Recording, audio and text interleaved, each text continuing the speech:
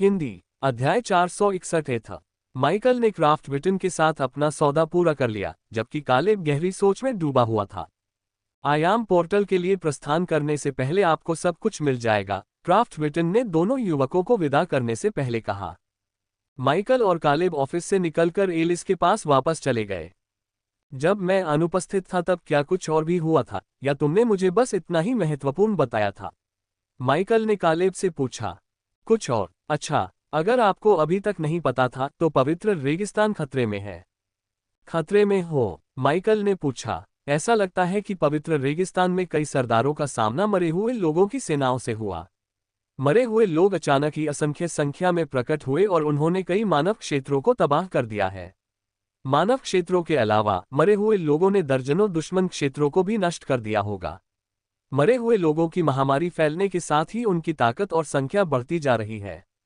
अब आगे क्या होगा ये कहना थोड़ा मुश्किल है, कालेब ने अपने दोस्त को समझाया। अमर प्राणी। माइकल ने गहरी भौहें चढ़ा ली, उसके दिल में अनिश्चितता का बीज पनपने लगा। क्या अमर प्राणियों का डैनी की मौत से कोई संबंध है? क्या ऐसा संभव है? माइकल को पूरी तरह से यकीन नहीं था, लेकिन पवित्र रेगिस्तान के मरे हुओं ने उसे कुछ अजीब सी अनुभूति दी। उनमें कुछ तो गड़बड़ थी ही। दुर्भाग्यवश पवित्र रेगिस्तान के उन मरे हुओं के बारे में माइकल कुछ भी नहीं कर सकता था। उसके पास अंतरायामी ध्वज युद्ध पर ध्यान केंद्रित करने के अलावा कोई चारा नहीं था। इस मामले में उसके पास ज्यादा विकल्प नहीं था, क्योंकि उसे पवित्र रेगिस्तान, डैनी की मौत और उच्च समाज के कुछ बड़े अधिकारियों की भूमिका के बारे में और शायद ये पता लगाने के लिए कि उसकी मौत में मरे हुओं का क्या हाथ था, कुछ और समय तक जीवित रहना जरूरी था। इन सभी लक्ष्यों को हासिल करने के लिए माइकल को सबसे ज्यादा ताकत की जरूरत थी। इसलिए उसे फ्लैग वॉर का इस्तेमाल करना पड़ा। एलिस के दफ्तर पहुंचने तक युवकों ने पवित्र रेगिस्तान और उससे जुड़ी समस्याओं के बारे में खूब बातें की। एलिस पहले से ही उनका इंतजार कर रही थी, लेकिन माइकल के साथ कालेब को देखकर वह हैरान रह गई। हे एलिस, मुझे उम्मीद है कि तुम मुझे अच्छा सौदा दोगी। माइकल ने हल्के अंदाज में उसका अभिवादन किया। पौराणिक ग्रंथ पहले से ही तुम्हारा इंतजार कर रहे हैं। इससे पहले कि हम अपने छोटे से सौदे पर चर्चा शुरू करें, मुझे एक बात जानने की जिज्ञासा है, एलिस ने कहा। क्या आपने वाकई में आपको दिए गए सभी संसाधनों का उपयोग कर लिया? आपने ये कैसे किया? लेविथान डिफ्यूजन अपेक्षाकृत नई तकनीक है, इसलिए इस पर आपकी महारत अभी इतनी अधिक नहीं होनी चाहिए। शुद्ध ऊर्जा को अवशोषित करने की इसकी दर भी इतनी अधिक नहीं है। क्या आपने लेविथान डिफ्यूजन की ऊर्जा परिसंचरण के साथ किसी अन्य तकनीक की अवशोषण दर बढ़ाने के लिए दो तकनीकों को मिलाया? मैं तो बस पेटू हूं। इसके बारे में ज्यादा सोचने की जरूरत नहीं है। मुझे विशालकाय जीवों को फैलाने की कला भी बहुत जल्दी आ गई। लेकिन इतना काफी था। एलिस ने कालेब की ओर देखा और सिर हिलाते हुए कहा, भूल जाओ। तो आप टियर 2 के शिखर पर पहुंचने ही वाले हैं। आपकी युद्ध क्षमता और एथिर आर्टिफैक्ट के साथ यह ठीक होना चाहिए। एथिर कलाकृति? माइकल ने पूछा, लेकिन एलिस ने बस मुस्कुरा दिया। पहले सौदा पूरा कर लेते हैं। एक मिथिक स्क्रॉल के बदले आपको कितने ओरिजिनल स्क्रॉल चाहिए? आपको पता है कि आप खास स्क्रॉल भी मांग सकते हैं। मिथिक स्क्रॉल की दुर्लभता को देखते हुए आप नेम समनिंग स्क्रॉल भी आसानी से पा सकते हैं, एलिस ने समझाया और माइकल को ऑर्डिनरी समनिंग स्क्रॉल के अलावा नेम समनिंग स्क्रॉल चुनने का मौका दिया। माइकल ने इस बारे में पहले ही सोच लिया था। हालांकि उसने शुरू में सोचा था कि साधारण स्क्रॉल के बदले पौराणिक स्क्रॉल का व्यापार करने से लेकर नामित स्क्रॉल की मांग करने से पहले थोड़ा और इंतजार करना बेहतर होगा। मुझे पता है कि ज़ेनोविया परिवार के कई एडवेंचरर दल उनकी तलाश में जुटे हैं। आपके पास शिकार के लिए बेहतरीन जगहें हैं जहां बड़ी संख्या में साधारण स्क्रॉल मिलते हैं। इसीलिए साधारण स्क्रॉल की सीमित खरीद क्षमता के कारण बढ़ी हुई कीमत ज़ेनोविया परिवार के सदस्यों पर लागू नहीं होती। माइकल ने अपना गला साफ करते हुए अपने विचार पर दोबारा सोचा और फिर कहा, मुझे उम्मीद है कि आप मुझे एक मिथिक स्क्रॉल के बदले 20,000 साधारण स्क्रॉल और मेरी पसंद के 100 नामित स्क्रॉल दे सकते हैं। एलिस ने भौहें चढ़ाते हुए कहा, अधिकतम 15,000 साधारण सम्मन स्क्रॉल और 50 नामित स्क्रॉल। माइकल ने मुस्कुराते हुए जवाब दिया और एलिस से हाथ मिलाने के लिए अपना हाथ बढ़ाया। वाह, आपने तो सौदा पक्का कर लिया। एलिस के साथ सौदेबाजी करके समय बर्बाद करने के बजाय माइकल ने तुरंत सौदा स्वीकार कर लिया। नामित स्क्रॉल्स को शामिल करने के कारण उसका प्रस्ताव थोड़ा अधिक था, लेकिन एलिस के जवाबी प्रस्ताव के माध्यम से उसे ठीक वही मिला जो वह चाहता था, बल्कि उससे भी अधिक। मैं आपको या ज़ेनोविया परिवार के किसी सदस्य को जो भी मिथिक स्क्रॉल दे रहा हूं, उसके बदले में 15,000 साधारण स्क्रॉल और मेरी पसंद के 50 विशेष स्क्रॉल दूंगा। क्या ये ठीक है? अगर ठीक है तो कृपया एक औपचारिक अनुबंध तैयार करने की प्रक्रिया शुरू करें, माइकल ने होठों पर मुस्कान लिए कहा। एलिस को माइकल से कुछ और प्रतिरोध की उम्मीद थी। उसने सोचा भी नहीं था कि वह उसकी जवाबी पेशकश को यूं ही स्वीकार कर लेगा। नाम वाले स्क्रॉल प्राप्त करना काफी मुश्किल था, लेकिन साधारण स्क्रॉल ज़ेनोविया परिवार को लगभग मुफ्त में मिल जाते थे। क्या ऐसा इसलिए है क्योंकि उसने खास नाम वाले स्क्रॉल मांगे थे? चूंकि वह अपनी पसंद का एक स्टार समन चुन सकता है, इसलिए वह अपने क्षेत्र को और अधिक सटीकता से विकसित कर सकता है। जिसके पास पैसों की कमी है, उसके लिए शायद अपने पसंदीदा मिथिक स्क्रॉल या नाम वाले स्क्रॉल का आदान प्रदान करना बेहतर होगा। एलिस ने सोचा और तुरंत अनुबंध तैयार करने लगी। अनुबंध का मसौदा तैयार करने और उसे व्यवस्थित करने के बाद उसने तुरंत उस पर हस्ताक्षर कर दिए। एलिस ने पलक झपकते ही माइकल को अनुबंध थमा दिया। उसने उसे पढ़ा और सभी शर्तों से संतुष्ट हो गया। उसमें ऐसा कुछ भी नहीं था जिसका इस्तेमाल उसके खिलाफ किया जा सके। अनुबंध बहुत सरल और स्पष्ट था। माइकल ने बिना किसी झिझक के उस पर हस्ताक्षर कर दिए। दोनों पक्षों द्वारा अनुबंध पर हस्ताक्षर करने के बाद एलिस ने उस पर ज़ेनोविया परिवार की मुहर लगाई और फिर एक जादुई उपकरण से उसकी एक प्रति बनाई। उसने मूल प्रति अपने पास रखते हुए मूल प्रति माइकल को सौंप दी। क्या आप तुरंत अगले विषय पर जाना चाहते हैं? कैसा रहेगा अगर मैं आपको एथिर आर्टिफैक्ट से परिचित कराऊं? माइकल को एक ही बार में 10 मिथिक स्क्रॉल इकट्ठा करते देख एलिस ने अपना वाक्य बीच में ही रोक दिया। उससे पहले मैं मिथिक स्क्रॉल्स से जुड़ा अपना काम पूरा करना चाहूंगा।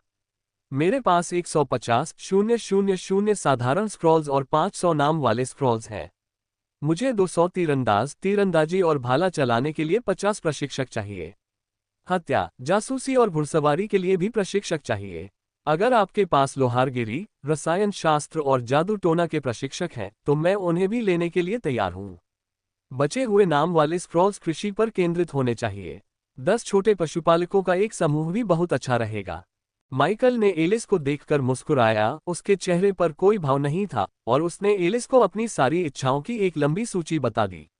उसने एक ही बार में 52 मिथिक स्क्रॉल लाने के बारे में सोचा, लेकिन उसे लगा कि उसे लेजेंडरी स्क्रॉल बनाने के लिए पर्याप्त फ्रैगमेंट नहीं मिलेंगे। इसलिए सभी मिथिक स्क्रॉल लाना व्यर्थ था क्योंकि इससे बहुत अधिक ध्यान आकर्षित हो जाता। माइकल को अभी 2500 नेम्ड स्क्रॉल की भी जरूरत नहीं थी। 780,000 ऑर्डिनरी स्क्रॉल की तो बात ही छोड़िए। ध्वज युद्ध समाप्त होने के बाद मिथिक स्क्रॉल का व्यापार करना बेहतर था, खासकर तब जब उसे अधिक विशिष्ट नामित स्क्रॉल की आवश्यकता थी, क्योंकि वह अपनी इच्छानुसार कोई भी नामित सम्मनिंग स्क्रॉल चुन सकता था। ठीक है, एलिस ने कुछ पल के लिए पौराणिक ग्रंथों को घूरते हुए कहा। मैं तुम्हारे सम्मनिंग स्क्रॉल बाद में लाऊंगी, उसने आगे कहा। क्या तुम आखिरकार अपना उपहार पाने के लिए तैयार हो? उपहार? माइकल को समझ नहीं आ रहा था कि उसे उपहार क्यों दिया जाएगा। सच कहूं तो ये वह इनाम है जो आपको कुछ समय पहले मिलना था। युद्ध अपराधियों से पूछताछ करने और उनकी रणनीति का खुलासा करने में मदद करने का इनाम। आपकी मदद के बिना कई और लोग मारे जाते।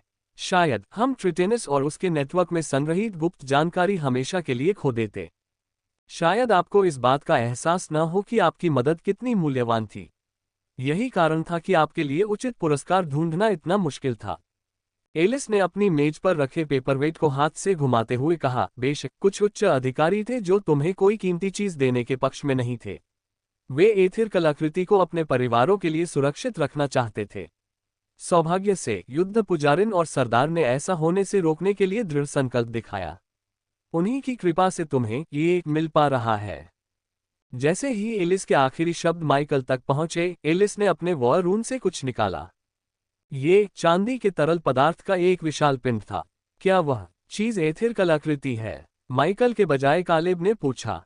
उसे यकीन नहीं था कि उसकी बहन मजाक कर रही थी या नहीं, लेकिन एलिस के सामान्य व्यवहार और उसके अत्यधिक गंभीर चेहरे को देखते हुए चांदी का वह पिंड निश्चित रूप से कुछ अच्छा ही होगा। शायद हम आपको किसी प्रकार की मार्शल आर्ट तकनीक नहीं सिखाना चाहते थे, क्योंकि अंतरायामी ध्वज युद्ध शुरू होने तक आप उसमें पर्याप्त महारत हासिल नहीं कर पाएंगे। यहीं पर एथा कलाकृति काम आती है। यह एथा के अंश से निर्मित एक मिश्र धातु है।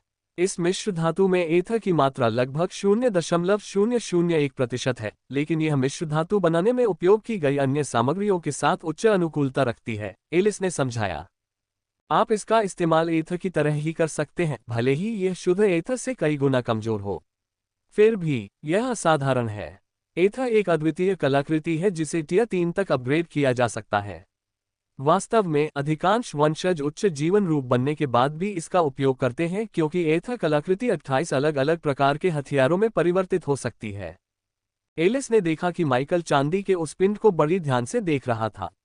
उसने सोचा कि वह सोच रहा होगा कि ईथर आखिर क्या है। मुझे लगता है कि आप नहीं जानते कि ईथर क्या है क्योंकि इसे खोजना और प्राप्त करना दुर्लभ है। केवल कुछ ही मनुष्य कुछ ग्राम ईथर एकत्र करने में सक्षम हुए हैं। तो ईथर है। मैं जानता हूं कि ईथर क्या है, माइकल ने बीच में कहा। ये कमाल की चीज है। मुझे तो पता ही नहीं था कि ईथर के कणों से मिश्रधातु बनाकर अन्य कच्चे माल से बने हथियारों की जगह उसका इस्तेमाल किया जा सकता है। हालांकि एथर की शक्ति और इसके उपयोगों की विविधता काफी कम हो गई है, फिर भी मुझे ये बहुत पसंद है। एथर कलाकृति माइकल के लिए आदर्श थी। शुद्ध एथर ही इससे बेहतर हो सकता था। आखिरकार माइकल ने 100 से अधिक जागृत प्राणियों के स्मृति गोलों को आत्मसात कर लिया था, जिसके कारण वह सभी हथियारों में काफी कुशल हो गया था।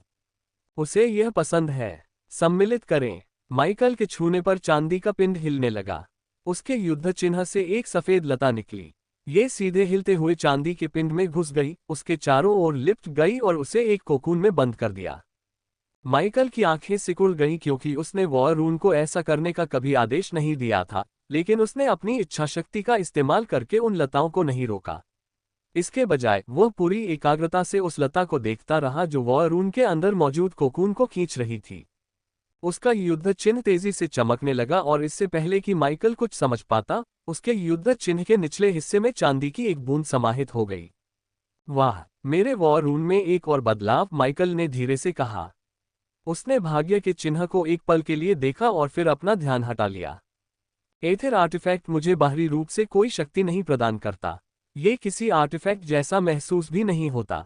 इसे कलाकृति कहने के बजाय माइकल ने इसे एथर नाम देने का निर्णय लिया। उसने एथर से एक हल्का सा जुड़ाव महसूस किया। ये जुड़ाव मारिया के महादूत की कृपा के सोलर ट्रेड शॉट से उसके जुड़ाव से कहीं अधिक मजबूत था। माइकल ने एक बार आर्केंजेल ग्रेस का इस्तेमाल करने की कोशिश की, लेकिन ये कारगर नहीं हुआ।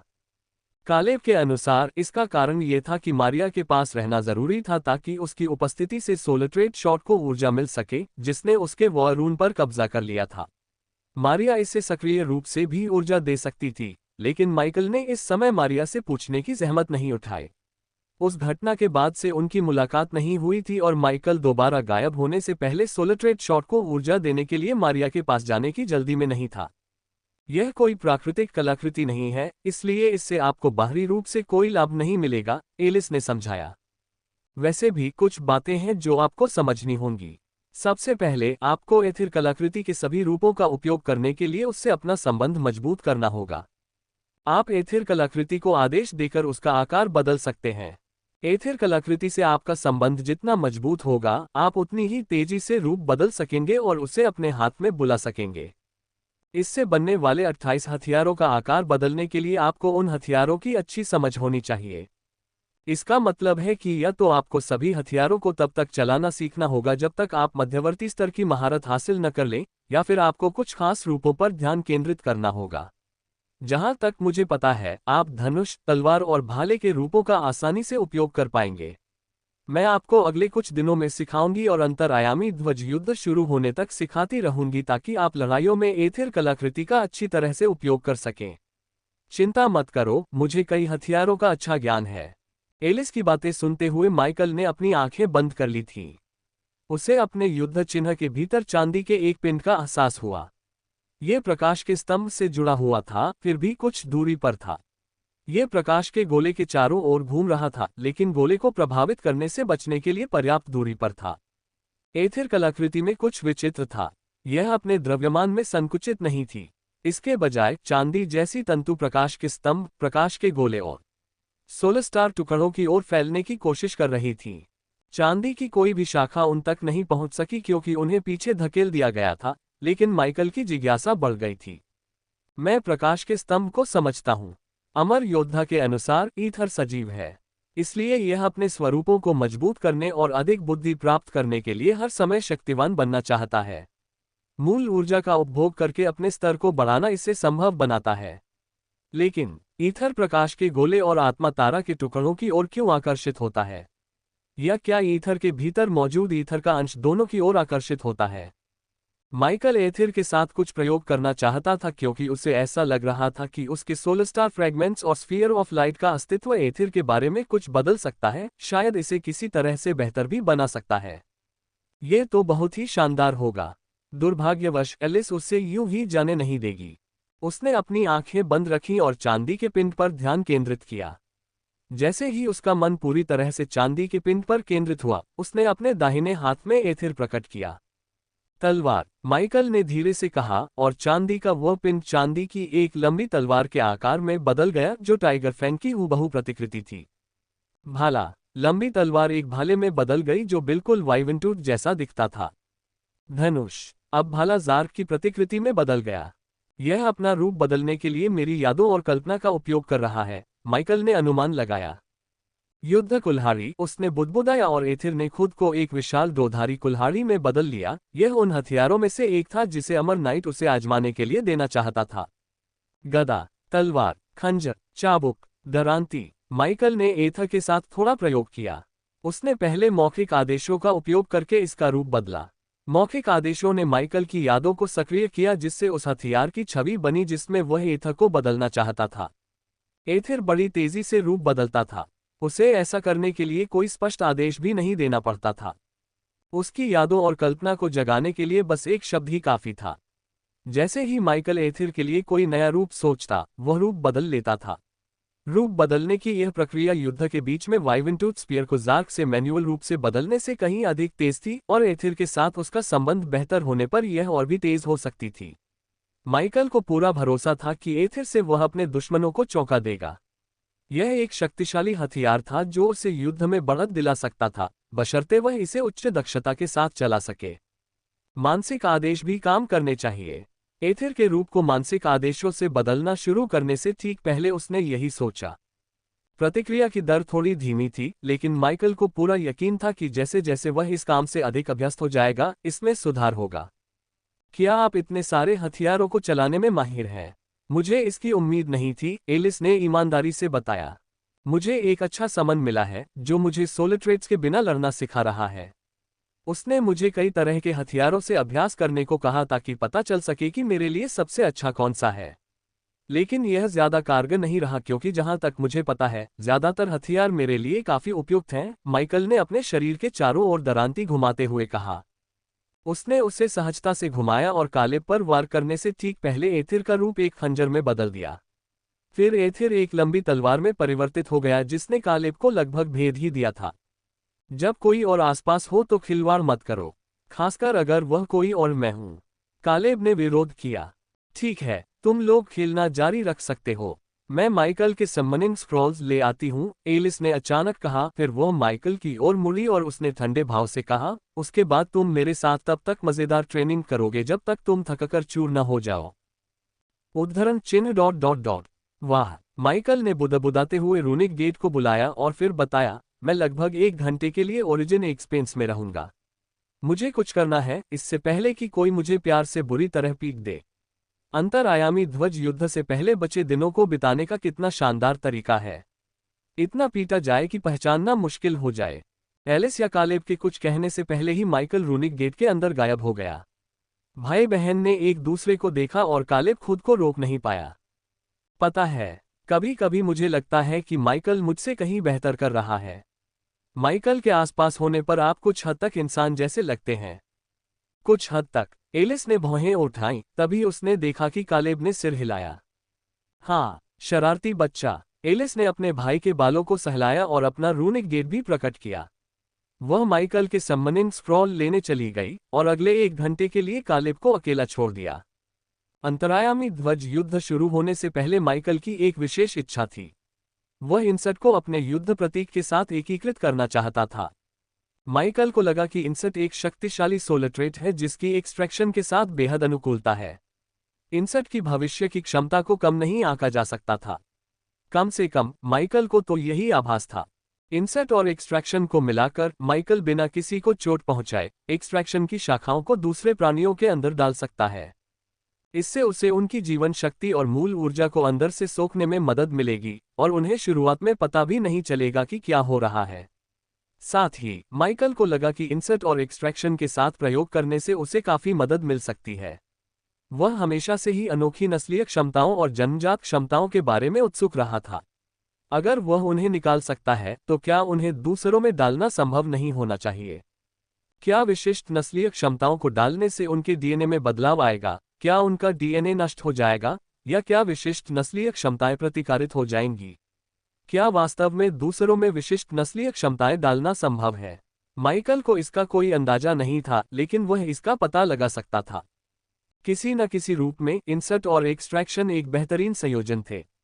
इसके अलावा इंसर्ट के विविध उपयोगों को ध्यान में रखते हुए माइकल को लगा कि इंसर्ट का उपयोग करके दूसरों में संवर्धन की शक्ति को समाहित करना संभव होना चाहिए। ये भले ही अस्थायी हो, लेकिन इंसर्ट के साथ इसका संयोजन निश्चित रूप से सार्थक था। इसी बात को ध्यान में रखते हुए माइकल ने पन्ना का डिब्बा उठाया। उसने उसे खोला और उसमें से इंसर्ट का सोलट्रेट सिंबल निकाला।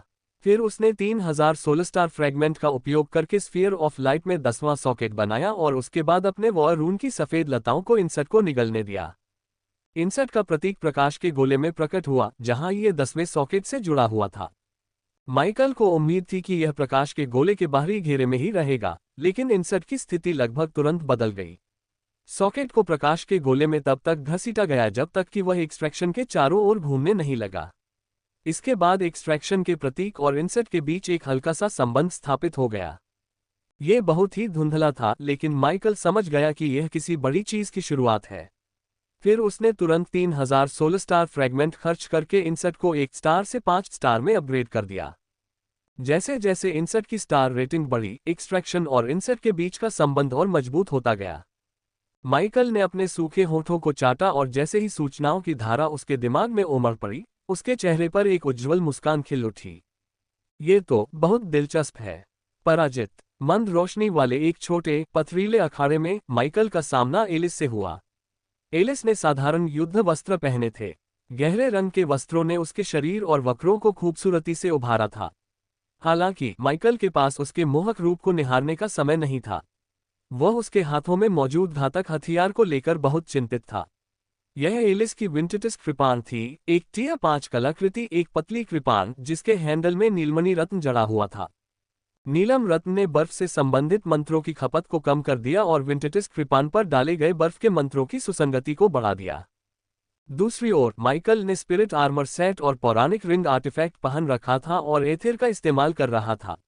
वह एलिस की सामान्य मुद्रा में कोई खामी ढूंढने की कोशिश करते हुए अखाड़े में घूम रहा था। हालांकि उसे कोई खामी नहीं मिली।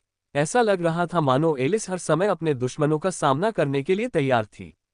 माइकल द्वारा एथिर को प्राप्त किए 2 दिन बीत चुके थे और कई चीजें बदल गईं। सबसे पहले माइकल ने इंसर्ट के साथ थोड़ा प्रयोग किया और सीखा कि इसे अपने अन्य सोलर ट्रेट्स के साथ कैसे इस्तेमाल किया जाए। इसके बाद माइकल ने कुछ सोलर स्टार फ्रैगमेंट का उपयोग करके देखा कि इसका एथिर पर क्या प्रभाव पड़ता है। परिणाम आश्चर्यजनक रूप से अच्छा रहा। एथिर के साथ उसका संबंध स्थिर और मजबूत हो गया। उसी समय एथिर की शक्ति भी बढ़ती हुई प्रतीत हुई। माइकल के युद्ध चिन्ह पर बनी चांदी की बूंद थोड़ी फैल गई और उसके चारों ओर हल्की रेखाएं बन गईं, जिससे औजारों और हथियारों के विभिन्न प्रतीक बन गए। माइकल ने सहज रूप से यह जान लिया कि वह एथिर को 28 से अधिक हथियार रूपों में बदल सकता है। वह एलिस की ओर झपटने के लिए जमीन पर लात मारता हुआ दौड़ा। एथिर एक खंभे में परिवर्तित हो गया और उसके सिर पर वार किया। एलिस धीरे धीरे करीब आए और विंटेटिस कृपाण उठाकर अपने सिर पर हुए हमले को रोक दिया। उसकी कृपाण की नोक माइकल के हमले को रोकने ही वाली थी कि तभी उसका डंडा एक खंजर में बदल गया। खंजर एलिस की कृपाण के पास से तेजी से निकल गया और माइकल ने अपनी गति जरा भी कम नहीं की। उसने खंजर को भाले में बदल दिया और अपने छल से मिले मौके का फायदा उठाते हुए आगे वार किया। एलिस ने अपना शरीर झुकाया और एक पैर आगे बढ़ाकर माइकल के पैरों को खींच लिया, साथ ही उसकी तलवार हवा में तेजी से लहराई। तलवार का हैंडल एथिर भाले के सपाट हिस्से से टकराया और उसे एक तरफ धकेल दिया। इसी बीच उसका बायां पैर माइकल के दाहिने पैर तक पहुंचा और उसे पकड़कर नीचे खींचने लगा। लेकिन एलिस के ऐसा करने से ठीक पहले माइकल एलिस के करीब आ गया। माइकल के हाथों में मौजूद भाला वापस खंजर में बदल गया। एलिस की असाधारण युद्ध कला को देखते हुए उससे आमने सामने की लड़ाई करना शायद सबसे अच्छा विचार नहीं था, लेकिन अगर उसका प्रतिद्वंद्वी बहुत करीब होता तो वह विंटेटिस तलवार की लंबाई का फायदा नहीं उठा सकती थी। इसका लाभ उठाने की चाह में माइकल ने अपनी सोलट्रेट्स का उपयोग किए बिना जितनी तेजी से हो सकता था आगे बढ़ने का प्रयास किया। उसने अपनी हर हरकत में मूल ऊर्जा का संचार किया और एलिस के सामने पहुंचने के लिए पर्याप्त गति प्राप्त की। उसके हाथों में मौजूद खंजर खून बहाने के लिए तैयार था। दुर्भाग्य से एलिस को चोटें पसंद नहीं थीं। वह अपने छात्रों को संतुष्टि का एहसास दिलाने के बारे में सोचती भी नहीं थी। इसके विपरीत एलिस माइकल के भावों को करीब से देखना चाहती थी, जब उसे हताशा में यह एहसास हुआ कि उसके पास एलिस तक पहुंचने का कोई मौका नहीं है। एलिस ने अपना बायां पैर पीछे खींच लिया था कि तभी माइकल ने आगे बढ़कर धक्का दिया। उसका बायां पैर उठा और उसने पूरी ताकत से लात मारी, लेकिन जैसा उसने सोचा था, माइकल के बगल में लात लगने के बजाय एलिस ने थोड़ा आश्चर्य के साथ देखा कि माइकल ने उसके हमले पर पहले ही प्रतिक्रिया दे दी थी। एलिस की लात लगने से ठीक पहले उसने अपने हमले को रोककर एथिर डैगर को एक छोटी ढाल में बदल दिया। उसका हमला एथिर शील्ड से जोरदार तरीके से टकराया। हमला इतना शक्तिशाली था कि माइकल पीछे की ओर धकेल दिया गया और उसे ऐसा लगा जैसे उसने अपना दाहिना हाथ खो दिया हो। उसका दाहिना हाथ सुन्न हो गया था और उसे शक था कि यह एहसास जल्दी ठीक होगा। बदकिस्मती से एलिस को कोई चोट नहीं आई थी, बल्कि वह थोड़ी सी हैरान थी। उसे उम्मीद थी कि माइकल थोड़ी धीमी प्रतिक्रिया देगा, लेकिन यह अच्छी बात थी। एलिस ने माइकल को उसके युद्ध कौशल को मजबूत करने और उसके शरीर की छिपी क्षमता को उजागर करने के लिए प्रशिक्षित किया। उसे उम्मीद थी कि आने वाले कुछ दिनों में वह और भी मजबूत, तेज और उसके हमलों के प्रति अधिक प्रतिक्रियाशील हो जाएगा। इस तरह वह सुनिश्चित हो सकती थी कि माइकल अंतरआयामी ध्वज युद्ध में जीवित रहेगा। माइकल को समझ नहीं आ रहा था कि एलिस उसके बारे में इतनी चिंता क्यों कर रही है और अभी कालेब को ट्रेनिंग देने पर ध्यान क्यों नहीं दे रही है। उसके हिसाब से कालेब कहीं ज्यादा खतरे में था, बस फर्क इतना था कि कालेब 10 लॉर्ड्स की टीम में था और माइकल को एक अनिश्चित सदस्य के तौर पर जगह दी गई थी। शायद एलिस कालेब को ज्यादा अहमियत देती थी क्योंकि उसे पता था कि अगर लड़ाई में हार पक्की हो तो वह बच सकता है या भाग सकता है। वहीं माइकल बच नहीं पाएगा, या एलिस यही सोच रही होगी। कम से कम माइकल का तो यही अनुमान था। एलिस के साथ कुछ समय तक प्रशिक्षण लेने के बाद माइकल को पता चला कि एलिस का अनुभव और युद्ध कौशल असाधारण थे। ऐसा नहीं था कि वह पहले से यह नहीं जानता था, लेकिन उससे सीधे मुकाबले ने उसे यह एहसास दिलाया कि इतने सारे लोग उसे इतना सम्मान क्यों देते थे। अपनी शक्ति को दूसरे स्तर के शिखर तक सीमित रखने के बावजूद भी एलिस आसानी से माइकल का सामना कर सकती थी। बेशक एलिस का सुगठित शरीर और तीव्र इंद्रियां इतनी आसानी से नियंत्रित या मंद नहीं हो सकती थीं, लेकिन उसकी श्रेष्ठ युद्ध क्षमता का सबसे बड़ा कारण उसकी असाधारण प्रतिक्रिया गति और सहज रूप से लड़ने का तरीका था। ऐसा लगता था मानो सदियों का युद्ध अनुभव एलिस के भीतर समाया हुआ हो। जहां तक उसकी युद्ध तकनीकों की बात है, वे भी असाधारण थीं। वह अपनी छिपी हुई क्षमता को उजागर करने और माइकल को पराजित करने के लिए मूल ऊर्जा को अपने शरीर में पूरी तरह से समाहित कर सकती थी। इस बीच माइकल एलिस के खिलाफ अपनी रचनात्मकता का इस्तेमाल करने के लिए संघर्ष कर रहा था। माइकल को अपनी कुछ सोलट्रेट से जो अप्रत्यक्ष शक्ति मिली थी वह असाधारण थी, खासकर उसकी दृष्टि, लेकिन ऐसा लग रहा था कि उसका शरीर हमेशा 1/4 सेकंड पीछे रह जाता था। एलिस के हमलों की बौछार का मुकाबला करने का उपाय माइकल के दिमाग में मुश्किल से ही सूझता था कि एलिस एक नया हमला शुरू कर देती थी। उसकी आंखें सब कुछ समय से पहले देख लेती थीं, लेकिन उसका दिमाग और शरीर दोनों ही समय पर प्रतिक्रिया देने में थोड़े धीमे थे। और यही हाल तब भी था जब वह अपने शरीर और मन को परिष्कृत करने की तकनीक के दूसरे चरण की परिपूर्ण अवस्था तक पहुंच चुका था। एलिस की तलवार ने अत्यंत तीव्र गति से हवा को चीर दिया। माइकल बड़ी मुश्किल से अपनी गर्दन बचाने के लिए पीछे कूद पाया। उसने एथिर का रूप एक बार फिर एक खंभे में बदल दिया और उसे एलिस के पैर पर दे मारा, जो उसके सिर के किनारे पर लात मारने ही वाली थी। एलिस की लात लगने से ठीक पहले एथिर एक लंबी तलवार में बदल गया। माइकल ने एथिर के हैंडल को दोनों हाथों से पकड़ लिया, लेकिन एलिस का हमला इतना जोरदार था कि उसके हाथ सुन्न हो गए और एथिर उसके हाथों से गिर गया। एथिर की एक अच्छी बात यह थी कि वह उसे कभी भी वापस बुला सकता था, इसलिए एथिर आदेश पर वापस अपने युद्ध प्रतीक में बदल गया, जिससे माइकल को उसे फिर से बुलाने का मौका मिल गया। माइकल ने एलिस की ओर देखा तो पाया कि उसके लड़ाकू सूट पर खरोंचें आ गई थीं। एथिर द्वारा बनाई गई लंबी तलवार बेहद तेज धार वाली थी। यह आसानी से दूसरे और यहां तक कि तीसरे स्तर के राक्षसों को भी काट सकती थी। हालांकि माइकल ने हमले के लिए लंबी तलवार का इस्तेमाल नहीं किया था।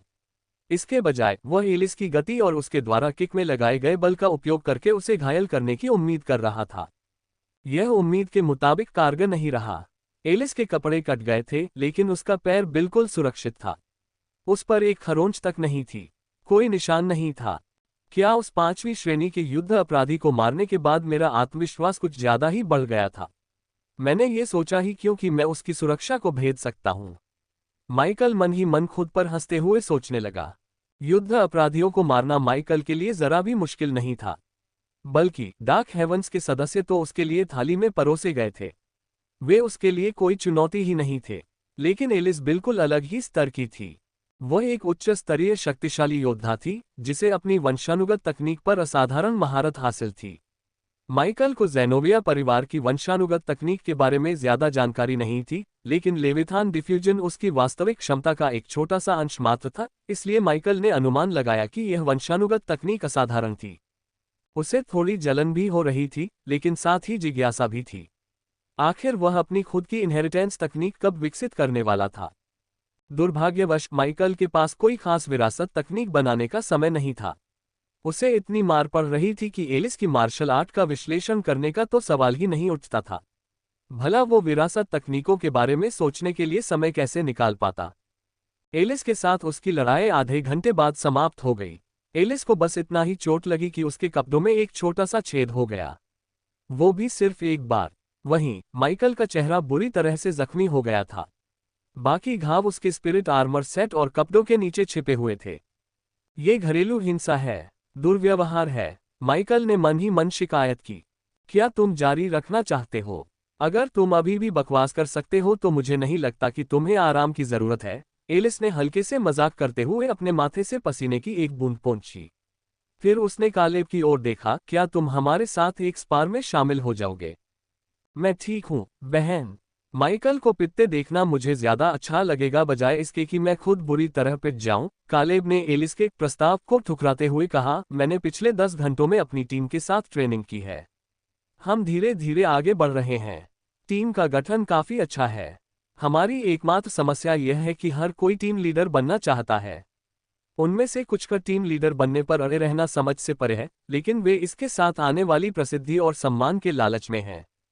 कुछ इसी तरह की बकवास है। कालेब ने ऐसे कंधे उचकाए जैसे उसे इससे कोई लेना देना ही न हो, लेकिन माइकल ने गौर किया कि उसका दोस्त भी टीम लीडर बनना चाहता था।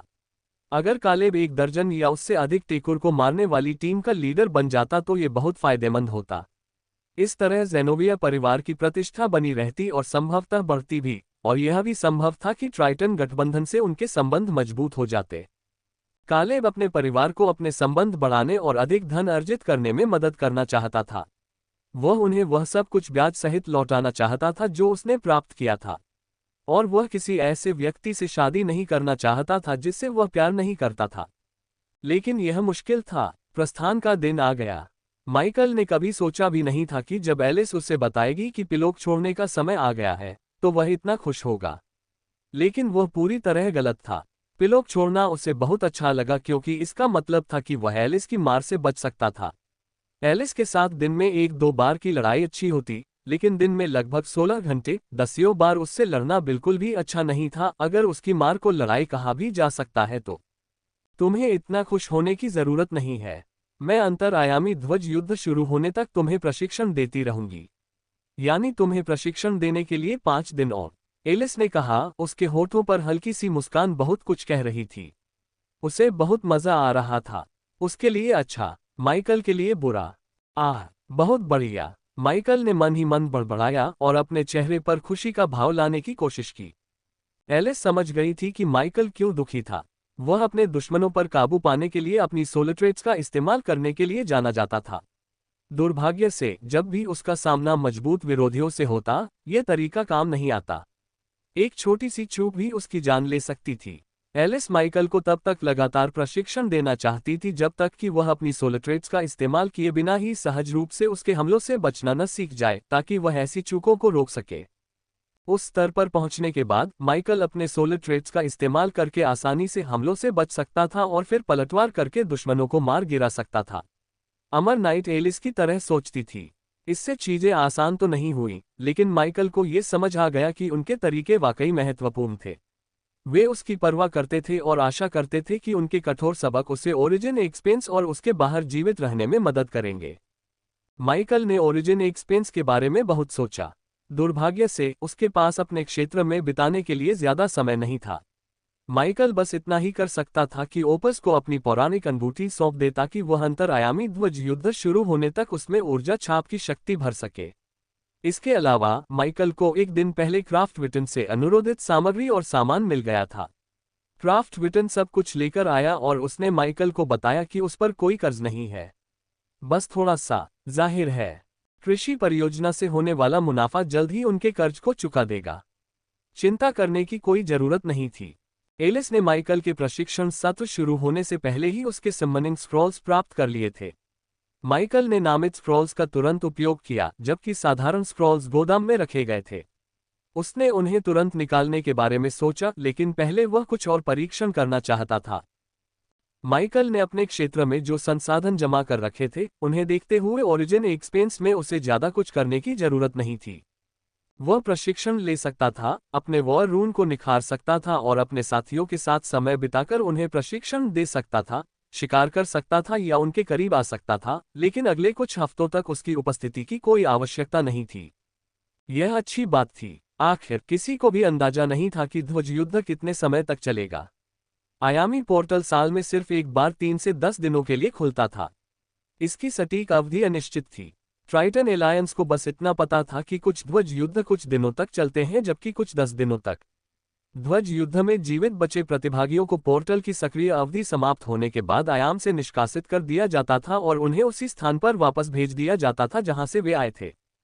चिंता मत करो, जब ध्वज युद्ध शुरू होगा तब तुम अपनी चरम सीमा पर होगे, एलिस ने आश्वस्त करते हुए कहा। फिर थोड़ा गंभीर होते हुए बोली, मुझे पता है कि तुम समझ रहे हो कि मैं ऐसा क्यों कर रही हूं।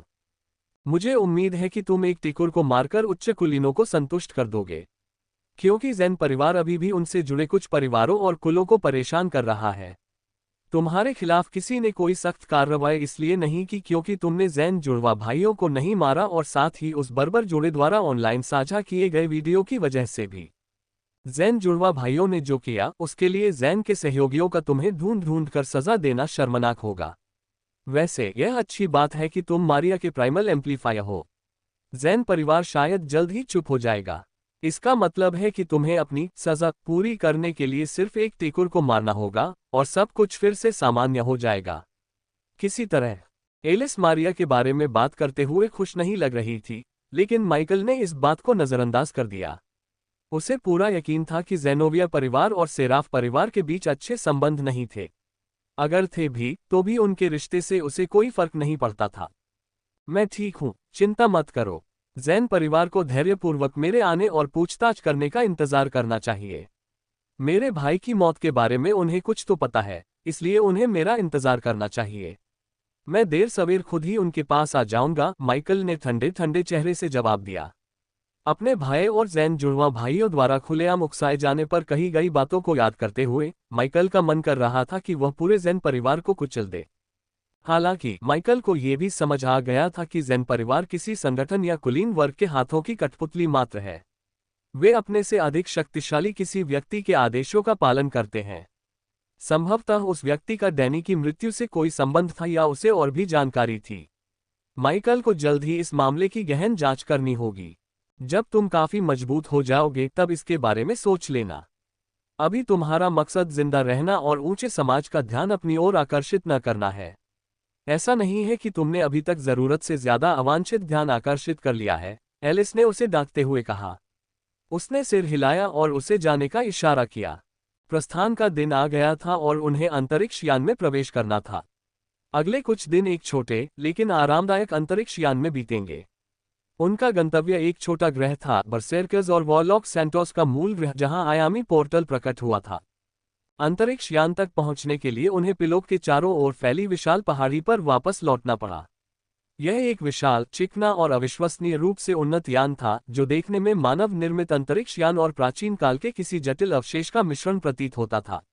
अंतरिक्ष यान के केंद्र में एक गोलाकार द्वार जैसी संरचना थी जिस पर झिलमिलाते हुए प्रतीक चिन्ह बने हुए थे। यह अंतरिक्ष यान अविश्वसनीय गति से विशाल दूरियों की यात्रा कर सकता था। यान पर खुदे हुए प्रतीकों के सक्रिय होते ही इससे एक अलौकिक गूंज उत्पन्न होती थी और इसके केंद्र में स्थित वलय के आकार का द्वार जीवंत हो उठता था, जिससे ऊर्जा का एक मंत्रमुग्ध कर देने वाला बवंडर निकलता था। माइकल ने ऐसा अंतरिक्ष यान पहले कभी नहीं देखा था। अंतरिक्ष में उनकी गहरी रुचि के कारण उन्होंने मानव जाति की अंतरिक्ष अन्वेषण तकनीक के बारे में बहुत कुछ पढ़ा था, लेकिन अभी तक उन्हें हर चीज का गहराई से अध्ययन करने का समय नहीं मिला था। अन्य जातियों द्वारा निर्मित अंतरिक्ष यानों के बारे में उनके ज्ञान की कमी ने उन्हें इस विचित्र आकार के अंतरिक्ष यान को देखकर थोड़ा परेशान किया, लेकिन इससे उनका और अधिक शोध करने का उत्साह बढ़ा जब उन्हें ओरिजिन एक्सपेंस के अलावा अन्य चीजों पर ध्यान देने और प्रशिक्षण पर ध्यान केंद्रित करने का समय मिलेगा। माइकल और एलिस अंतरिक्ष यान में प्रवेश करने वाले पहले लोगों में से थे। उन्हें किसी और का इंतजार नहीं करना पड़ा। इसके बजाय उन्होंने समय का सदुपयोग आपस में अभ्यास करने में किया। जैसे जैसे और भी प्रतिभागी और शक्तिशाली लोग अंतरिक्ष यान में प्रवेश करते गए, उनका अभ्यास रुका नहीं। एलिस ने उनकी मौजूदगी को पूरी तरह से नजरअंदाज कर दिया, जबकि माइकल को उनकी घूरती निगाहों और अपने बारे में होने वाली दबी आवाज में चर्चाओं को सहना सीखना पड़ा। पिलोक पर हुए हमले के बाद से माइकल पहले की तरह कोई साधारण व्यक्ति नहीं रह गया था। अब वह एक जाना माना व्यक्ति बन गया था, जिसके बारे में हर कोई यह जानने के लिए खोजबीन कर रहा था कि उसे इतना खास क्या बनाता है। उन्हें जो जवाब मिले वे सभी एक जैसे थे। माइकल के बारे में ऑनलाइन ज्यादा जानकारी नहीं मिल रही थी। उसकी बहन के लापता होने के बाद उसके माता पिता ने उसे त्याग दिया था। उसका भाई मर चुका था और फॉन्ट परिवार की सारी संपत्ति उंगलियों पर गिनी जा सकती थी, सटीक कहें तो एक उंगली पर। यह एक छोटा सा अपार्टमेंट था, कोई खास बात नहीं। माइकल के परिवार की एकमात्र खास बात यह थी कि उसकी बहन का नाम पता नहीं चल पाया था।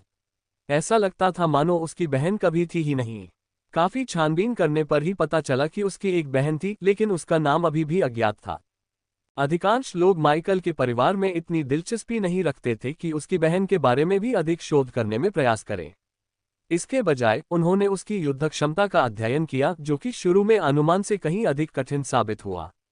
माइकल ने अपने आसपास के लोगों को नजरअंदाज कर दिया और उनकी नोकझोंक कुछ मिनटों के लिए तभी रुकी जब पुराना अंतरिक्ष यान उड़ान भरने वाला था। बैठते समय माइकल को यह भी एहसास नहीं हुआ कि मारिया सेराफ उसके बगल में आ गई है। वह भी माइकल को देखकर उतनी ही हैरान लग रही थी और बड़ी बड़ी आंखों से उसे घूर रही थी। पिलोक पर हुए हमले के बाद से माइकल और मारिया एक दूसरे से नहीं मिले थे। माइकल को पता नहीं था कि मारिया क्या कर रही थी, लेकिन उसे इसकी ज्यादा परवाह भी नहीं थी। उसे बस इतना ही फिक्र थी कि भाग्य का निशान उसे किसी भी तरह से रोक न रहा हो।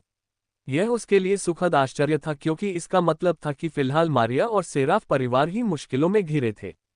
मारिया के होंठ खुले और वह कुछ कहना चाहती थी, लेकिन उसके मुंह से शब्द नहीं निकले। उसे समझ नहीं आ रहा था कि माइकल के साथ कैसा व्यवहार करे, क्योंकि उसने उसे एक बड़ी मुसीबत में फंसा दिया था। हालांकि माइकल उससे नफरत नहीं करता था, ऐसा लग ही नहीं रहा था। माइकल को मुस्कुराते हुए देखकर मारिया को काफी सुकून मिला, इसलिए उसने हल्की फुल्की बातचीत शुरू करने का फैसला किया। अरे माइकल, काफी समय हो गया। उसने उसका अभिवादन किया और थोड़ा चिढ़ाते हुए कहा, लगता है पिछली बार मिलने के बाद से तुम्हारे बाल फिर से बढ़ गए हैं। अब तुम पहले से कहीं ज्यादा अच्छे लग रहे हो। ये सच था, माइकल अब गंजा नहीं था। पोर्टल जैसे ही अंतरिक्ष यान लुमिना तारकीय प्रणाली से गुजरा, वह बड़ी सहजता से आगे बढ़ा, मानो अंतरिक्ष में तैर रहा हो। पूरा यान रहस्य और आश्चर्य की भावना से ओतप्रोत था, कुछ ऐसा जिसका माइकल अध्ययन और अन्वेषण करना चाहता था। वह अंतरिक्ष यान को अलग अलग हिस्सों में बांटना, हर एक हिस्से का निरीक्षण करना और उसे फिर से जोड़ना चाहता था। फिर वह तब तक यही प्रक्रिया दोहराता रहेगा जब तक उसे अपने सभी सवालों के जवाब नहीं मिल जाते। लेकिन एक चीज थी जो उसे रोक रही थी। ये सिर्फ इसलिए नहीं था कि वे अंतरिक्ष में थे और अगर उसने अंतरिक्ष यान को तोड़ना शुरू कर दिया तो सब मर जाएंगे, या इसलिए कि एलिस उसे नियमित रूप से पीटकर उसका ध्यान भटकाती रहती थी। बल्कि यह बात ज्यादा अहम थी कि वह प्राचीन अंतरिक्ष यान अंतरिक्ष में चलने के लिए मानो ब्रह्मांड की शक्ति का इस्तेमाल करता था। ऐसा लगता था मानो वह अंतरिक्ष यान अंतरिक्ष में दूर दूर के बिंदुओं को जोड़कर लंगर बना सकता हो और जादुई व अत्याधुनिक तकनीक से खुद को आगे बढ़ा सकता हो। ऐसा महसूस हुआ मानो अंतरिक्ष यान अंतरिक्ष में विकृत गति से आगे बढ़ रहा हो। अंततः वो प्राचीन अंतरिक्ष यान उतर गया। तो अब तुम क्या कर रहे हो? कहीं तुम अकेले ही इस क्षेत्र में भागने की योजना तो नहीं बना रहे हो? मारिया ने अपने चारों ओर लगी कई सीट बेल्ट खोलते हुए पूछा। उसने माइकल की ओर देखा और उसके जवाब का इंतजार करने लगी। मैंने अपनी व्यक्तिगत युद्ध क्षमता पर ध्यान केंद्रित करने के लिए अकेले ही प्रशिक्षण लिया है। यही एकमात्र कारण है कि मैं टियर 2 के शिखर पर पहुंचने वाला हूं। अगर ऐसा नहीं होता तो शायद मैं युद्ध के मैदान में एक गुमनाम लाश बनकर रह जाता, इससे पहले कि दूसरों को पता चलता कि मैं गायब हूं। माइकल ने हल्के फुल्के अंदाज में मजाक किया। माइकल ने पुराने अंतरिक्ष यान में मारिया से कुछ देर बात की, वैसे भी उसके पास ज्यादा खाली समय नहीं था। फिर भी ये समय काफी सुखद रहा। मारिया अन्य प्रतिभाशाली वंशजों की तरह घमंडी नहीं थी और काफी बुद्धिमान भी थी। मारिया के आसपास माइकल को कभी भी असहज चुप्पी का सामना नहीं करना पड़ा, जो थोड़ा अजीब था क्योंकि उनके बीच बहुत सी बातें थीं जिन पर वे चर्चा करना चाहते थे, लेकिन चर्चा न करना ही बेहतर था। मारिया ने कभी भी भाग्य के चिन्ह या इस तथ्य का जिक्र नहीं किया कि माइकल उसका मूल प्रवर्धक बन गया था। दोनों ने देखा कि माइकल के अंदर मारिया का सोलट्रेड शॉट धीरे धीरे आवेशित हो रहा था और संबंध मजबूत होता जा रहा था। माइकल ने एक बार आर्केंजेल ग्रेस का प्रयोग किया और उसने पाया कि वह खुद को काफी जल्दी ठीक कर सकता है। दिलचस्प बात यह थी कि उसकी प्राकृतिक पुनर्जनन क्षमता ने उसकी सहनशक्ति और ऊर्जा की रिकवरी को भी तेज कर दिया। भले ही माइकल मारिया सेराफ के साथ अपने संबंध के बारे में सोचना नहीं चाहता था, लेकिन उसे लगा कि उसके अंदर मौजूद सोलट्रेड शॉट बहुत उपयोगी हो सकता है। जब तक वह मारिया के आसपास रहता, शार्द को ऊर्जा मिलती रहती और उसकी शक्ति बढ़ती रहती। मारिया के करीब होने पर इसका प्रभाव और भी प्रबल होता, लेकिन उससे दूर रहते हुए भी, कमजोर अवस्था में भी, वह आर्केंजेल की कृपा का उपयोग कर सकता था। दूसरी ओर मारिया बिना किसी रोक टोक के अपनी सोलट्रेड का उपयोग कर सकती थी। बल्कि माइकल से उसकी दूरी कम होने पर उसकी सोलट्रेड की शक्ति और भी बढ़ जाती थी। माइकल के करीब होने के कारण उसे अपनी सोलट्रेड की शक्ति बढ़ाने के लिए हेवन डिसेंट का उपयोग करने की भी आवश्यकता नहीं पड़ती थी। यह असाधारण था, यह इतना अच्छा था कि सच नहीं लग रहा था, और यही कारण था कि मारिया ने माइकल से भविष्य के बारे में बात करने की हिम्मत नहीं की। जब भी वह हेवन डिसेंट का इस्तेमाल करती तो उसके दिमाग में सिर्फ अपने आसपास के घायलों की मदद करने का ख्याल आता था। मारिया ने कभी उम्मीद नहीं की थी कि माइकल उसके सोलट्रेड के अनुकूल होगा। ये बात समझ से परे थी, फिर भी किसी तरह ऐसा हो गया। भाग्य ने उन्हें मिला दिया। ये सुखद और दुखद दोनों था, और इससे भविष्य में समस्याएं पैदा होंगी, खासकर माइकल के लिए। यही बात मारिया को सबसे ज्यादा परेशान कर रही थी। वही कारण थी जिसकी वजह से माइकल को उच्च समाज के कपटपूर्ण खेलों और राजनीतिक गठबंधनों में फंसना पड़ा। मारिया नहीं चाहती थी कि माइकल के साथ ऐसा हो, बल्कि किसी के साथ भी ऐसा हो। एलिस माइकल और मारिया के साथ उनके अवकाश के दौरान नहीं गई। वह अन्य उच्च अधिकारियों से निपटने में व्यस्त थी, जो बरसेर्कर्स और वॉरलॉक सैंटोस की राजधानी के लिए रवाना हुए थे, जहां वे ध्वज युद्ध से अपने छात्रों के लौटने का इंतजार कर रहे थे। वे व्यापार मार्ग स्थापित करने और सामाजिक मेलजोल पर ध्यान केंद्रित करेंगे, जबकि उनके प्यारे छात्र अपने अस्तित्व के लिए लड़ेंगे। इस साल का मिशन काफी सरल था, ध्वज युद्ध में एक आयामी स्तंभ को नष्ट करना और बरसेर्कर्स और वॉरलॉक सैंटोस के साथ संबंधों को मजबूत करना। एलिस को पूरा यकीन था कि माइकल के साथ अपने रिश्ते का फायदा उठाकर वह ये काम आसानी से कर सकती है। पालिका मेवेनहम और सिल्वाना ज़ेंटूर माइकल का बहुत सम्मान करती थीं। चूंकि वह उसकी गुरु थी, इसलिए उनके बीच उसका आदर और रवैया काफी सुधर गया था। बाकी जागृत इंसानों को ये बात पसंद नहीं आई, लेकिन एलिस बेहद खुश थी। वह बहुत प्रसन्न थी। ध्वज युद्ध के प्रतिभागी जब प्राचीन अंतरिक्ष यान से बाहर निकले तो उनके आसपास का दृश्य उन्हें बेहद आश्चर्यचकित कर गया। यहाँ तक कि बरसेर्कर्स और वॉरलॉक सैंटोस भी दंग रह गए।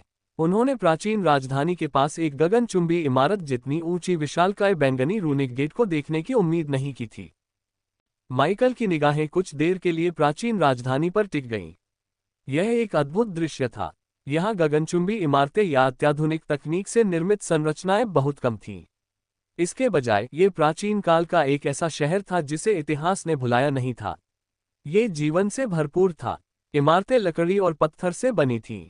वे सूर्य की दीप्ति में गर्व से खड़े थे और उनके चारों ओर की स्थापत्य कला की अद्भुत कृतियों ने उन्हें अवाक कर दिया। समय के साथ इमारतों के अग्रभाग जर्जर हो गए थे और कुछ काय से ढकी इमारतों पर फूलों की लताएं उगाई थीं। लेकिन इससे उस स्थान की देहाती सुंदरता और भी बढ़ गई थी। पुरानी इमारतों को देखकर ही माइकल को कई तरह की भावनाएं महसूस हुई। सुंदर, माइकल ने धीरे से कहा, जिससे मारिया चौंक गई। वह आयामी पोर्टल और उसके रूनिक गेट से अजीबोगरीब समानता को देख रही थी।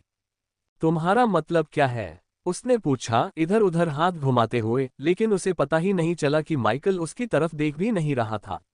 उसे तो ये भी नहीं पता था कि वह उसके बगल में खड़ी है। माइकल को केवल संकरी, घुमावदार पत्थर की गलियां ही दिखाई दे रही थीं जो पूरे शहर में एक जाल की तरह फैली हुई थीं। लोग अपने अपने जीवन में व्यस्त थे और वह उन्हें, उनके पहनावे को और प्राचीन राजधानी की हर चीज को कितना रमणीय प्रतीत होता था, बड़े आकर्षण से देख रहा था। तुम्हें मुझे नजरअंदाज करने की जरूरत नहीं है, तुम्हें पता है ना? मारिया बड़बड़ाते हुए माइकल को घूरने लगी, जो आखिरकार उसकी तरफ मुड़ गया। तुमने क्या कहा? उसने खुशी से चमकती आंखों से पूछा। क्या उसे जरा भी घबराहट नहीं होती? यह आत्मविश्वास कहाँ से आ रहा है? या वह बस एक मूर्ख है? शायद अत्यात्मविश्वासी मूर्ख। मारिया ने कुछ पल माइकल को गौर से देखा, लेकिन जल्द ही लोग उसके आसपास जमा होने लगे। पुराने अंतरिक्ष यान में उसे कुछ एकांत मिला क्योंकि सभी को विशिष्ट सीटें आवंटित की गई थीं। दुर्भाग्य से अंतरिक्ष यान के बाहर उसे एकांत नहीं मिल रहा था। ऐसा भी नहीं था कि वह ओरिजिन एक्सपेंस में भाग सकती थी। एक आंख को दबाते हुए मारिया अपनी टीम की ओर मुड़ी। मारिया की टीम में पहले केवल 10 सदस्य थे, लेकिन अब कुल 25 सदस्य थे। उसकी सोलट्रेट इतनी शक्तिशाली थी कि वह एक साथ कई जागृतों के घावों का उपचार कर सकती थी। लेकिन यही एकमात्र कारण नहीं था। मारिया के वफादार प्रशंसकों के क्लब के अधिकांश सदस्य उसकी टीम का हिस्सा बनना चाहते थे। वे किसी भी हालत में उसके साथ उस एकांत आयाम में प्रवेश करना चाहते थे। इसलिए ट्राइटन एलायंस के उच्च अधिकारियों ने सबसे कम समस्या वाला निर्णय लिया। उन्होंने मारिया की टीम में शामिल होने के इच्छुक सभी लोगों को अनुमति दे दी। 2 वंशजों के सपोर्ट सोलट्रेट्स को जोड़ने से मारिया अपने आसपास के वातावरण पर ध्यान देते हुए आसानी से सभी को ठीक कर सकती थी। वह अपने आसपास के लोगों के साथ लंबे समय से जुड़ी हुई थी, अपनी इच्छा से कहीं अधिक समय से। मारिया ने उनमें से कुछ के साथ छोटी उम्र से ही प्रशिक्षण भी लिया था। उनके परिवारों को शायद यह उम्मीद रही होगी कि साथ में प्रशिक्षण लेने से उनकी अनुकूलता बढ़ेगी और मारिया के सोल ट्रेट प्रकट होने पर उनमें से कोई एक उसका प्राइमल एम्पलीफायर बन जाएगा। एक बार जब कोई वंशज उसका प्राइमल एम्पलीफायर बन जाता, तो उनकी सगाई की घोषणा कर दी जाती और 20 वर्ष की आयु पूरी होते ही उनकी शादी हो जाती। सौभाग्य से मारिया को 7 स्टार सोल ट्रेट प्राप्त हुआ, जिससे उसे कुछ राहत मिली। उसे अपनी इनहेरिटेंस टेक्निक का उपयोग नहीं करना पड़ा क्योंकि उसका परिवार उसके लिए एक आदर्श उम्मीदवार की तलाश कर रहा था जो उसका प्राइमल एम्पलीफायर बन सके। सबसे अच्छा होगा यदि उसका प्राइमल एम्पलीफायर किसी सर्वोच्च परिवार का दूसरा बच्चा या किसी प्रभावशाली कुलीन व्यक्ति हो। इससे उनके परिवार अपना प्रभाव और शक्ति बढ़ा सकते थे, जबकि उनके बच्चे सदी के सबसे शक्तिशाली दंपत्ति बनकर उनकी लोकप्रियता को और भी बढ़ा सकते थे। किसी ने भी यह उम्मीद नहीं की थी कि मारिया पिलोक में अपनी इनहेरिटेंस टेक्निक का इस्तेमाल एक अनाम व्यक्ति के साथ करेगी और भाग्य के एक अप्रत्याशित मोड़ में ये अनाम व्यक्ति मारिया और आर्केंजेल की कृपा के साथ बेहद अनुकूल साबित होगा। मारिया फिलहाल माइकल को फंसाना नहीं चाहती थी। उसने उसके बारे में काफी जानकारी जुटा ली थी और समझ गई थी कि वह पहले से ही काफी व्यस्त है। माइकल को कुछ खास मुद्दों के बारे में बताना मुश्किल होगा। इसलिए मारिया ने माइकल को अलविदा कहने और सब कुछ खत्म होने के बाद उससे मिलने का फैसला किया। शायद अंतर आयामी ध्वज युद्ध उनकी कुछ समस्याओं का समाधान कर सके। उम्मीद तो यही है। उसकी नज़र किलियन पर पड़ी, जो माइकल को अनियंत्रित क्रोध से घूर रहा था, और उसे अपनी मुट्ठियां भींचनी पड़ी और अपनी पूरी एकाग्रता और नियंत्रण को इकट्ठा करना पड़ा ताकि वह कोई मूर्खतापूर्ण काम न कर बैठे। कोई बेवकूफ़ी भरी हरकत मत करना, प्लीज। माइकल ने देखा कि मारिया चली गई है, लेकिन उसे कोई फर्क नहीं पड़ा। मारिया के हटते ही उस पर टिकी नफरत भरी निगाहें गायब हो गईं। बस कुछ ही निगाहें उस पर टिकी रह गईं। अच्छा हुआ कि माइकल को उनकी परवाह नहीं थी, खासकर किलियन की आंखों से निकलती तीखी निगाहों की। कुछ ही देर में बैंगनी रंग का पोर्टल जोर से गूंजने लगा। आयामी पोर्टल से ऊर्जा का विस्फोट हुआ और रूनिक गेट की प्रतिकृति के भीतर ऊर्जा का एक बवंडर प्रकट हुआ। ये बवंडर फैल गया और एक बैंगनी द्रव्यमान में बदल गया जो सम्मनिंग गेट्स के भीतर मौजूद नीले तरल पदार्थ जैसा दिखता था। माइकल उत्सुक हो गया और वह पोर्टल के और करीब चला गया। लगता है आपको जल्दी है, माइकल के बगल से एक आवाज आए। ब्लेजिंग सन टीम की मैरी वांग और सेरा कानी ने उनसे संपर्क किया। क्या तुम्हारी प्रेमिका तुम्हें छोड़कर चली गई? मैरी वांग ने अपने चेहरे से लाल बालों की एक लट को धीरे से हटाते हुए पूछा। वह नहीं है, तुम्हारी प्रेमिका नहीं। और भी अच्छा, हमारे साथ आयाम द्वार में प्रवेश करो। सेरा कानी ने जल्दी से प्रस्ताव रखा। माइकल ने देखा कि फ्लैग वॉर सोलट्रेट के साथ लुडविग पलून दो युवतियों के बगल में खड़ा था। उस समूह में जेल्डा नॉर्मन और एशरीन हार्ट भी थीं। ये वही पुरानी ब्लेजिंग सन टीम थी जिससे माइकल ने पहले कालेब के साथ मिलकर लड़ाई की थी। क्यों? वह पूछे बिना नहीं रह सका। क्यों? ये तो बहुत आसान है। क्योंकि तुम मजबूत हो। माइकल ने अपनी भौहें ऊपर उठाईं। 4 पीक टियर 3 लॉर्ड्स और एक अन्य टियर 3 अवेकन का सामना करते हुए उसे नहीं लगता था कि उसकी नज़रें बहुत शक्तिशाली थीं, कम से कम उसके मन में तो नहीं। असल में माइकल के पास पीक टियर 3 लॉर्ड्स से बहुत कम ऊर्जा नहीं थी। 10 सोलट्रेट्स के साथ अपने वॉर रून को परिष्कृत करना बेशक बहुत अच्छा नहीं था, लेकिन इससे मिलने वाले फायदों में से एक था ऊर्जा भंडारण की अधिक क्षमता। ये निश्चित रूप से एक बड़ा फायदा था, खासकर माइकल जैसे व्यक्ति के लिए। ये सोचकर वह बस मुस्कुरा सका। अगर वह कुछ हफ्ते पहले जैसा होता तो माइकल को लगता कि ब्लेजिंग सन टीम मजाक कर रही है। लेकिन वह कुछ हफ्ते पहले जैसा नहीं था। पिछले कुछ हफ्तों में बहुत कुछ हुआ था और माइकल को पूरा यकीन था कि वह और भी मजबूत हो गया है। उसके शरीर में प्रवाहित होने वाली ऊर्जा पीक टियर 3 लॉर्ड्स के शरीर में मौजूद ऊर्जा से किसी भी तरह से कमजोर या कमतर महसूस नहीं हुई। वह मजबूत था, पहले से कहीं ज्यादा मजबूत। हमने आपको एलिस के साथ मुकाबला करते देखा। आपकी सोलट्रेट्स के बिना भी आपके पास कुछ बेहतरीन मूव्स हैं। कैसा रहेगा अगर आप हमारे साथ उस आयाम में चले और एक बार टेकुर के खिलाफ लड़ें? कुछ टेकुर को बुरी तरह हराने के बाद हम तय करेंगे कि आगे क्या करना है। मैरी वांग ने माइकल से हाथ मिलाने के लिए अपना हाथ बढ़ाते हुए फिर से यह प्रस्ताव रखा। माइकल ने उसका हाथ पकड़ा और मुस्कुराकर जवाब दिया, कोशिश करने में कोई हर्ज नहीं है। मैं हमेशा से वांग परिवार के धधकते सूरज की असली शक्ति देखना चाहता था।